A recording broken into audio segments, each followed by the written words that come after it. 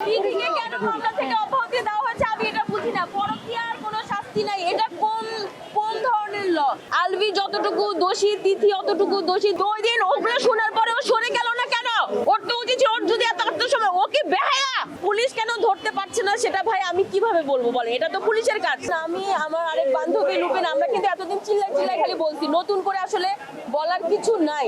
হ্যাঁ, নতুন করে বলার কিছু নাই, শুধু এতটুকুই বলবো যা যা এভিডেন্স দেওয়া হয়েছে, যতবার যত কিছু বলা হয়েছে বারবার এটাও বলেছি পুলিশের কাছে হিটলার ফোনটা আছে যতটুকু আমরা জানি। আমার আর লুপিন আর আপনারা অনেকেই বলেছে যে বান্ধবীদের কাছে কিভাবে পাসওয়ার্ড থাকে। ভাই বান্ধবীদের কাছে পাসওয়ার্ড থাকে, আমিও আমার পাসওয়ার্ড আমার ফ্রেন্ডদেরকে দিয়ে রাখি ইন কেস অ্যাক্সিডেন্ট হলে যেন পাসওয়ার্ড দিয়ে ফোনটা খুলে কাছের মানুষকে ফোন দিয়ে জানাতে পারে। তো আমাদের কাছে ওর পাসওয়ার্ডটা আছে, পুলিশের কাছে যদি ফোনটা থেকে থাকে ওর ফোনে প্রচুর এভিডেন্স আছে, তাহলে হচ্ছে আমরা ওইভাবে ওদেরকে মানে আমাদের কাছ থেকে পাসওয়ার্ড নিয়ে খুলে ওরা এগুলো কালেক্ট করতে পারে। দিদিকে কেন মামলা থেকে অব্যাহতি দেওয়া হয়েছে আমি এটা বুঝি না। পরকীয়ার কোনো শাস্তি নাই, এটা কোন কোন ধরনের ল? এটা কি কোনো কথা? পরকীয়ার তো আসলে শাস্তি হওয়া উচিত। পরকীয়া কিন্তু যতটা স্বাভাবিক মনে হয় বিষয় আসলে তা না। পরকীয়ার কারণে আত্মহত্যা করলো, এগুলার কিন্তু কাইন্ড অফ মার্ডার, তাই না? মানে শুধুমাত্র হাতে খুন করলে মানুষ হচ্ছে শরীরে জখম দেখলে রক্ত দেখলে মানুষের কাছে মনে হয় খুন, কিন্তু মানসিক ভাবে কাউকে খুন করলে সেটা কি খুন না? নতুন সরকার আসছে আমাদের, তো দেশে এখন আস্তে আস্তে অনেক কিছু চেঞ্জ হচ্ছে। নতুন সরকার আসছে, কত কিছু নতুন নতুন ভাবে চেঞ্জ করে আনতে। আমার তো মনে হয় এগুলোরও শাস্তির ল ক্রিয়েট করা উচিত।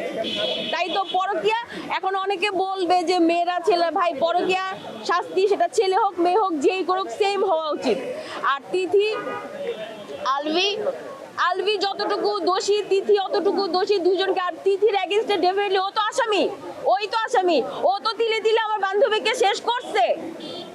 ও তো এটার জন্য দোষী কেন? যখন ও যে বললো যে ইকরার সাথে আমার অনেক কথা হয়েছে, ও আমাকে বাসায় ডাকছে, আমার সাথে অনেক মানে অনেক ওর সাথে ভাই ও আড্ডা দেয় নাই, ওর সাথে বসে বান্ধবীর মতন বসে বসে কফি খেয়ে আড্ডা দেয় নাই। ওই কফি ডেট মানে এটা আড্ডা ছিল না। ওকে বলছে, বুঝাইছে যে দিদি তুমি তোমার জায়গায় থাকো। আমি জানি আলভির সাথে কি, আলভি এত বছর আমাকে ছাড়ে নাই, ও আমাকে ছাড়বেও না, বা আমিও আলভিকে ছাড়, আমাদের একটা বাচ্চা আছে। তুমি তোমার জায়গায় থাকো, বাট আমার মনে হয় জিনিসটা এখন ইটস হাই টাইম যে তোমার জায়গাটা বোঝা উচিত। তো ওই দিন ওগুলো শোনার পরে ও সরে গেল না কেন? ও এখন আসছে এগুলো বলতে যে আমার সাথে কথা হয়েছে, আমার সাথে এই হয়েছে। ওর তো উচিত ওর যদি এত সময় ওকে বেহায়া। ওরা তো দুজনই বাংলাদেশে। আলভি যে বলে আমি, ও যে দেখাইলো ও হচ্ছে ঘুরে চলে গেছে, টিকেটের কি দেখাইলো কারো নাম, এটা না টিকেটে ফেক নাম নিয়ামতুল্লাহ ভুঁইয়া ওর নাম। ও তো জাহের আলভি যেটা কিং, এগুলো তো সব, কিন্তু ওর রিয়েল নাম নিয়ামতুল্লাহ ভুঁইয়া। কিন্তু আমি যতটুকু মনে করতেছি, আপনারা ভিডিওটা দেখলে বুঝবেন ব্যাকগ্রাউন্ডে সাউন্ড বা যেটাই হোক, কিন্তু তিথি বা পুরো যে টিম যে বাংলাদেশে চলে আসলো, ওরা যে শুটিং করতে গেল, পুলিশ কেন ওদেরকে ধরতেছে না? বাকি যারা যারা ওখানে ছিল ওদেরকে জিজ্ঞাসাবাদ করুক যে ওই দিন বার্থডে সেলিব্রেশনে কি ছিল, ওরা শুটিং এ কি কি করছে না করছে, সবার তো এটা জানার কথা। ওরা কেন ওই বাকি ক্রু মেম্বারদেরকে ধরতেছে না?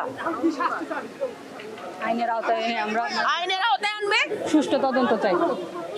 তদন্ত হোক, কেমন শাস্তি হওয়া দরকার যাতে না পারে। ও কেন নেক্সট টাইম যেন কেউ পরকীয়া করে বউকে এগুলার জন্য কোনো সাহস কেউ না পায়। ভাই কাউকে ভালো লাগলে তুই বলে দে তোর বউকে, তোর হাজবেন্ডকে আমার আর সংসার করা সম্ভব হচ্ছে না, একটা করে তোরা আলাদা হ। কিন্তু এভাবে একসাথে থাকবো, তোমাকে টর্চার করবো, সেটা দরকার নেই। দিলে মারার দরকার নাই। পুলিশ কেন ধরতে পারছে না সেটা ভাই আমি কিভাবে বলবো বলে? এটা তো পুলিশের কাজ। আমরা আইনের প্রতি শ্রদ্ধাশীল, ওনার পরিবারের সাথে আইনের লোকের কথাবার্তা হচ্ছে, এটা ওনারা দেখছেন। আমরা তো বলেই যাচ্ছি, এটা বাকিরা অবশ্যই ওনারা ওনাদের কাজ চালিয়ে যাচ্ছে। আমাদের তো যতটুকু সাপোর্ট দেওয়ার আমরা তো করছি, আমরা তো বলছি। আর মামলা উঠানোর জন্য তো প্রেশার চলছেই, অবশ্যই মামলা উঠানোর জন্য প্রেশার দেওয়া হচ্ছে। বাট আমরা আইনের প্রতি শ্রদ্ধাশীল, আমাদের বিশ্বাস তারা অবশ্যই এগুলো দেখবেন।